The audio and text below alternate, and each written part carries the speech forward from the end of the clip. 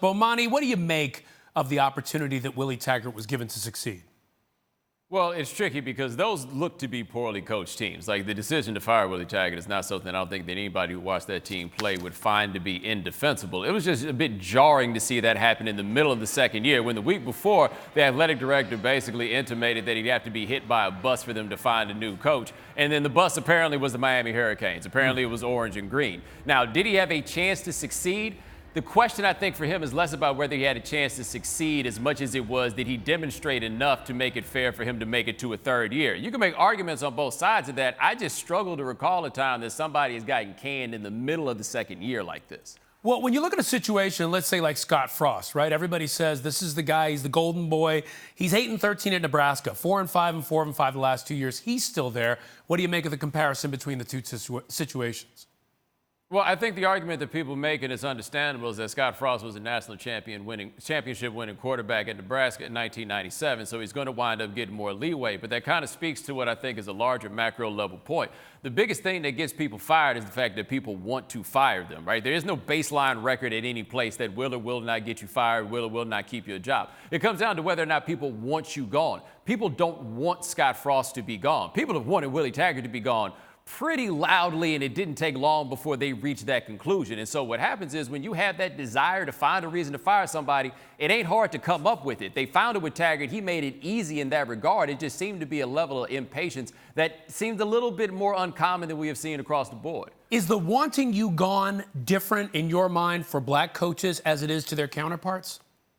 I think that we have enough historical evidence to indicate that the standard by which a black coach is fired, it doesn't take nearly as much as it does often for a white coach in the same circumstance. I think anybody to deny that is to literally ignore the entire history. It's hard enough for dudes to get jobs in the first place. I don't know why people would think that it's so crazy that they might get fired more quickly. We could bring, like, there are all kinds of usual suspects. The Ty Willingham case and Notre Dame, for example, is ones that people bring up very often. But what we've seen is that black coaches tend to get fired a little faster when trouble comes around and then have a harder time finding jobs after they have been dismissed. The black retread is a relatively new creation in college football and isn't even really that prevalent. And then I have to ask, in some ways, was he set up to fail? I mean, look, Florida State was good a couple years ago, but they've been struggling recently. It's not as if he was given an ideal situation to start with. Not trying to defend him, but I want to get your take on whether or not this was in some ways a setup that couldn't have been changed in some way in just 2 years. Well, no, I disagree with the idea that Taggart was set up to fail because I think the things that people observing that team found to be most galling were totally within his control. Like, it wasn't just simply the one-loss record that got him fired. It's the way that the teams looked that drew the displeasure from a lot of people, and that was totally understandable. Like, I think people need to understand that two things can be true at once, that it could be understandable and defensible to fire Willie Taggart, but on the other hand, you can also acknowledge that it is very rare that you see a white coach in this situation get fired in the manner in which Taggart was, where they just dug up this money like, hey, the money that it's going to cost to buy him out is money that you can't use on the next coach. That is a sign not so much that we had somebody we wanted to hire, we just wanted this dude gone. So in terms of wanting him gone, if that's the sense here, is there something that needs to change in the treatment of black coaches in these kinds of situations if you compare them to their counterparts?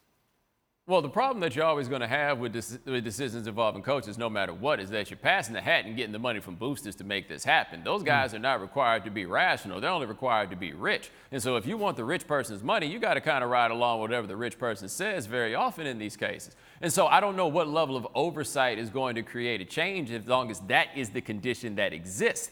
Charlie Strong talked about before when he was looking for head coaching jobs, it was discussed about him, that him being married to a white woman was an issue that interfered with him getting head coaching jobs at different places. If there's a booster that says, hey, I don't want to give this money because that guy is married to a white woman, you can't make him give the money. There's nobody that you can do that can force that sort of thing to happen. And so as much as we talk about this with college football, these are the same discussions we've been having for 20 years. Nothing is really, you see more, I wouldn't say nothing has changed because you do see more black coaches hired than you had previously. But institutionally, nothing has changed because nothing can. This game is dependent upon people giving money to these programs, and you will be at the mercy of their whims under those circumstances. What's up? Thank you so much for watching ESPN on YouTube. Don't forget to download the ESPN app, and if you want more premium content, which you do, make sure that you subscribe to ESPN+. See you soon.